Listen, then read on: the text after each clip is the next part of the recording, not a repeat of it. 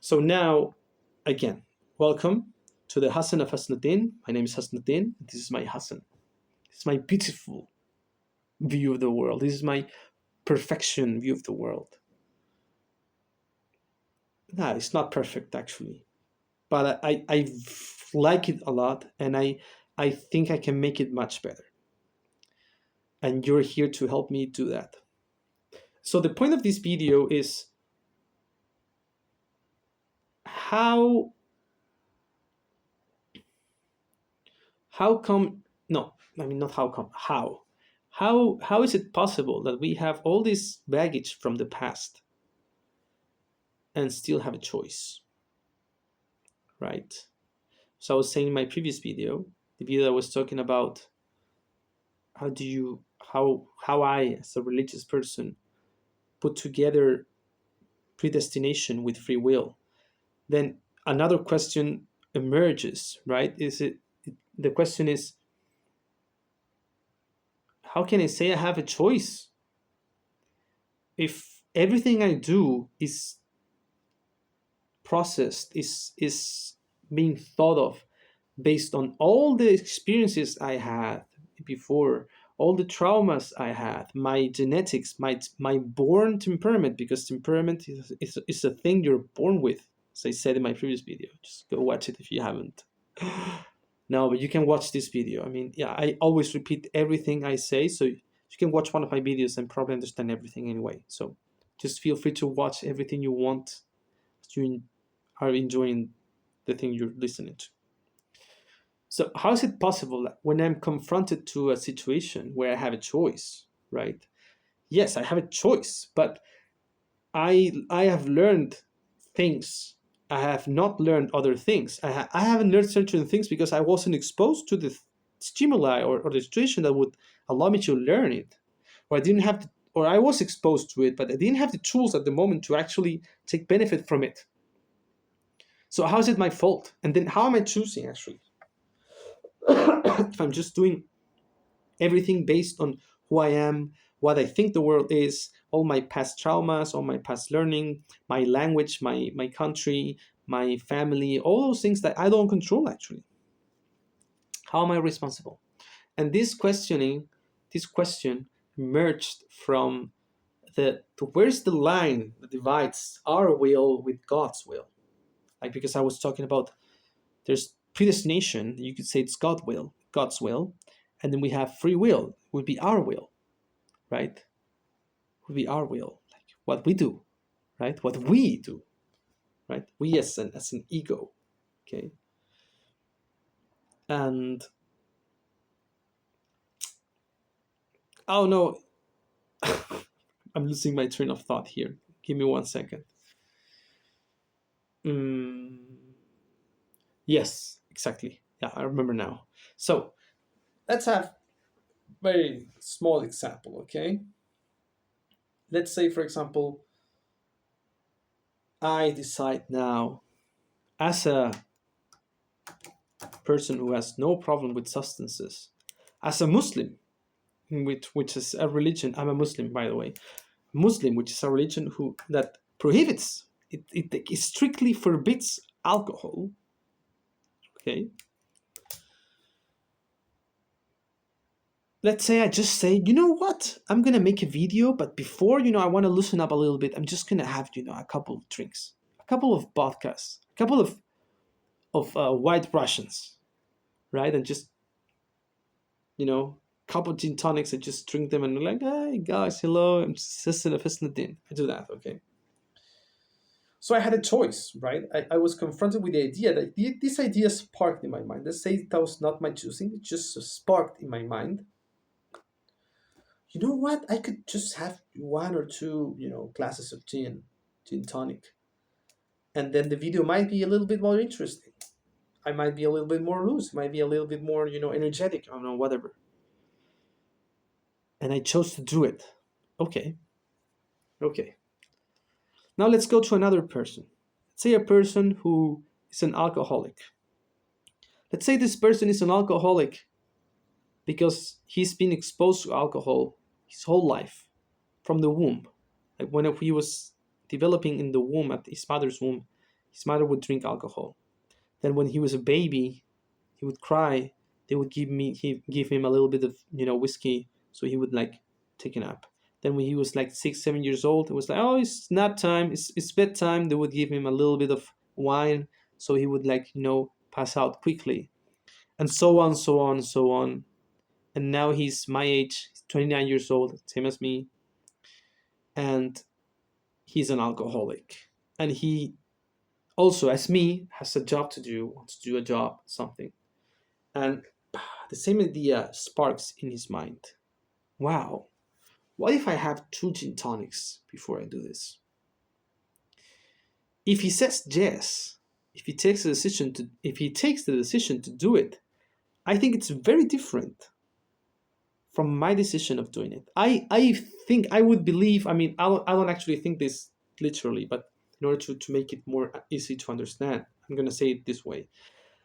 I have more control than him in that decision, right? I have more choice than him in that decision because I'm not an alcoholic. I have a whole different relationship with the substance than him. I'm a Muslim, which means that morally, my religion, which I believe is the truth, strictly forbids alcohol, and I am voluntarily, willingly, just not caring about that rule because I don't feel like it, right? But this other person is an alcoholic. He's a person that maybe uses alcohol to cope with everyday problems because that's the way he was taught about it. And even though now he has a will, he's not a kid anymore. He tries to stay out of it, but it is more ingrained into his system. It's very hard for him. I won't say impossible. I won't say it's impossible, but it's very hard for him to actually drop it. So obviously you would say that I am more in blame than him. I am more guilty than him. Even though the act is the same, like we have the spark, wow, maybe I can have a couple of gin tonics. If I take that decision, I am way more guilty and responsible of that decision than this other person. And I think 99.9% of the people watching this video are going to think the same thing as I'm thinking. And if you think I'm not correct, please put it in the comments. State your reasoning, please, because I would love to hear a different opinion. But that's the way I see it. I would be way more guilty than that person. And well, how guilty am I actually? How guilty is that person actually is? Well, God knows. God knows how guilty you are. God knows when you had the chance to make a decision and when you made it, and how free you were in that decision. God knows that. That's why He is the only judge, because He's the only one who actually knows. We don't know. Like, if I saw that person and I don't know that person, and that person was dressed in fine clothes, in normal clothes, he was showered and stuff, and he doesn't show any sign of being someone out of society or an outcast or a homeless person or something like that. He's just like a normal person, and I see him doing that, and I put it in my point of view, with my x and y axis intersection, like standing here. I would think, oh, this guy's a very responsible man. How can he be so, unconscious? How can he be so, irresponsible, inconsequential? But he has a whole different story behind that action I don't know about. And I don't have to know about it because it's not my business. That is God's business. God knows how responsible the person is. And we should try to be as responsible as we can. I mean, in everything we feel we have a choice, we have to make the right choice. We have to strive for that, and we won't do it always.